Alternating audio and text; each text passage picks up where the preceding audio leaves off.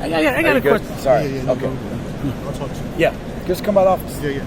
Whenever. But call me. Ephraim Banda, defensive coordinator, UM Footballville. I've seen you out there on the recruiting trail, right? And I'm sure you've recruited in different cities from different places. Mm-hmm. And we always talk about South Florida, and the kids from South Florida are the best, or the fastest, and the skinniest. You've seen it all. Could you break down recruiting South Florida and recruiting other places? Well, Florida probably, period, and other places. Is it a difference?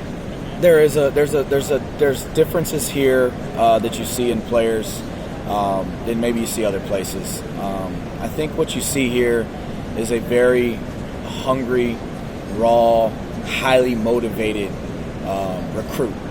A young man that just grew up around the game, was coached really hard in Pop Warner and Optimus, that understands hard coaching, that doesn't mind it, that actually needs it, right?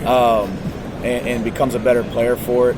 I think you see a highly motivated young man that comes out of the high schools in South Florida and in the state.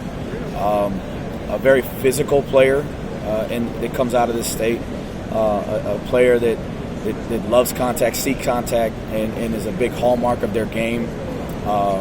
You watch 7-on-7s, you wouldn't know they're tackling half the time. Right. You go to a practice, and whether it's a thud or tag off practice, it's war out there, and it's physical, and that's really develops or really creates a very unique type of player from the state, and especially in South Florida.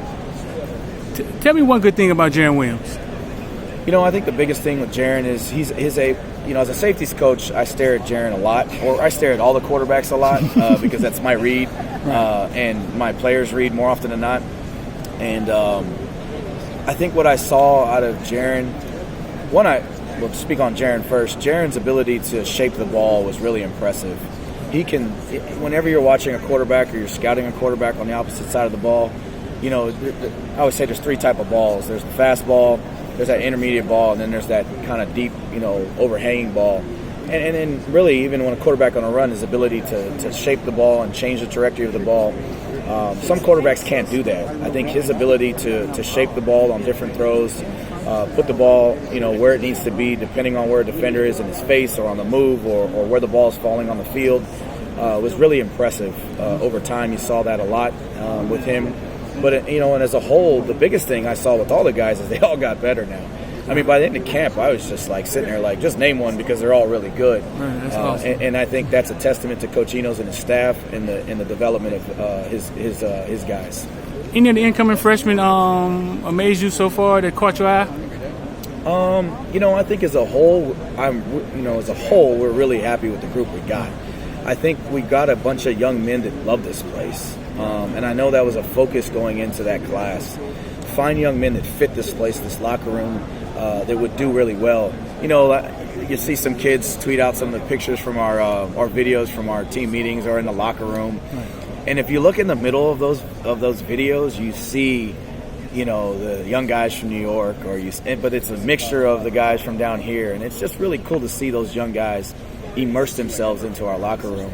But, our young D tackles are highly, highly talented. They're all going to be really good. Our two linebackers we brought in are just, they're super talented. Keontre and Takori love this place and play really hard.